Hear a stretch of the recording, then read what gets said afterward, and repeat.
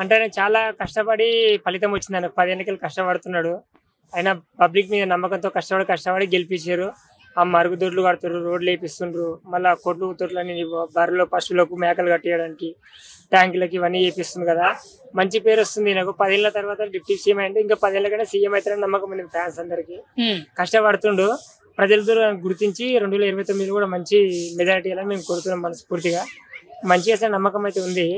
అంటే ఆయన పదవిలోకి వచ్చాడు, చేస్తున్నాడు కదా. మరి చాలా మంది కూడా ఆయన ఏం చేస్తలేదు, ఖాళీగా కూర్చున్నాడు, సినిమా షూటింగ్లు చేసుకుంటున్నాడు అని చెప్పి విమర్శిస్తున్నారు.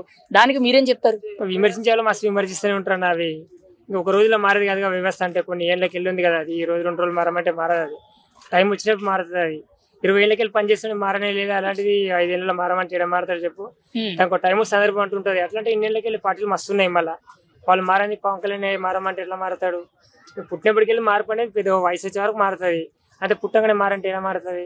పవన్ కళ్యాణ్ గారు కొన్ని సందర్భాల్లో అవసరమైతే జోబుల డబ్బులు కూడా ఖర్చు పెట్టి కొన్ని చోట్ల రోడ్లు వేపెడుతున్నారు, కొన్ని చోట్ల బొళ్ళు కట్టెత్తున్నారు, మహిళలకైతే చీరలు పంచిపెడుతున్నారు. ఆడపడుచులు అని చెప్పి రాఖీ పండగకి పిఠాపురంలో 1500 మంది భర్త చనిపోయిన మహిళలకి చీరలు ఉచితంగా పంచారు.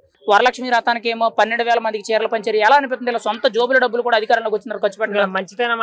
మనది మనకి పెట్టిన దోచుకునే మనిషి కాదు, ఉన్న కాడికి సంతోషపడే మనిషి. చెప్పిండప్పుడు నేను కష్టాలను కూడా ఫ్యాన్స్ ఆదుకుంటా అని చెప్పిండు. ఇప్పుడు అధికారంలోకి వచ్చిన డబ్బు ఏం దాచుకోవడం కొంచెం మీద అవసరం ఉంటే వాడుకుంటా తప్ప మిగతా మొత్తం ప్రజలకే సేవ చేస్తాడు.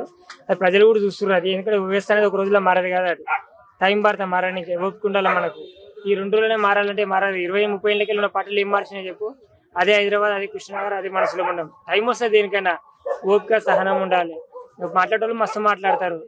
ఇప్పుడు పవన్ కళ్యాణ్ గారు ఇలా రాజకీయాల్లో ముందుకు వెళ్తున్నారు. అయితే ఈ మధ్యన కుల రాజకీయాలు చేస్తున్నారు, మత రాజకీయాలు చేస్తున్నారు అని చెప్పి చాలా మంది కూడా పవన్ కళ్యాణ్ విమర్శిస్తున్నారు. అంటే పవన్ కళ్యాణ్ పూజా కార్యక్రమాలు ఎక్కువ పాల్గొనడం, హిందూ ధర్మం గురించి మాట్లాడడం అనేది చాలా మంది కూడా నచ్చడం లేదు, దాన్ని వ్యతిరేకిస్తున్నారు. మీరేం చెప్తారు వాళ్ళకి? ఇప్పుడు నేను మన సపోజ్ ఒక మనిషిని హిందువుని, ఓ ముస్లిం, క్రిస్టియన్, ప్రతి మనిషి మా మతాన్ని గౌరవిస్తాం, మా మతాన్ని పూజిస్తాం. అంతే. దానికి తప్పేమవుతుంది? మన పిల్లలకి ఏమైనా జరిగింది అనుకో మన బాధ్యత కాపాడుకోవాలి. అదే వేరే వాళ్ళకి ఏమైనా అనుకో 100 రూపాయలు అనుకో 10 రూపాయలు ఇస్తాం. అంతా మొత్తం వాళ్ళకి ఏం కదా. అదే మన పిల్లలకి బాగాలేదనుకో 100 రూపాయలు అప్పని చేసి పెడతాం. ఆయన మతం ఆయన కాపాడుకుంటుండు, వేరే మతం వ్యతిరేకించట్లే కదా. ఇప్పుడు నమోదు చేయదని చెప్పట్లే, చర్చికి వెళ్ళొద్దని చెప్పలే, అన్ని మతాలను గౌరవిస్తా అంటుండే ఆయన. మా మతాన్ని పూజిస్తున్నా అంతే. మన పిల్లల్ని మనం చూసుకుంటాం, వేరే వాళ్ళని గౌరవిస్తాం. అంటే ఉన్నది మన ఇంట్లో వదిలేసి వాళ్ళని చూసుకోలేం కదా మనము.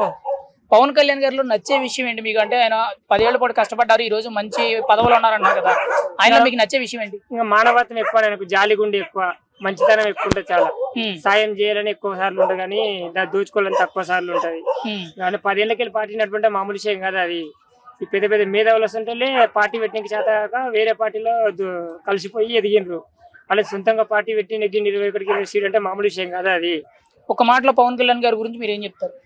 ఇంకా ఒక మాటలు అంటే ఇంకా దేవుడి కన్నా ఎక్కువ. ఇంకా దేవుడు జన్మనిస్తే ఇంకా ఈయన ఆలోచనల పరంగా జీవితం మంచి యూత్కి ఇంప్రెషన్ అవుతుంది పవన్ కళ్యాణ్ అని చెప్తాను అంతే.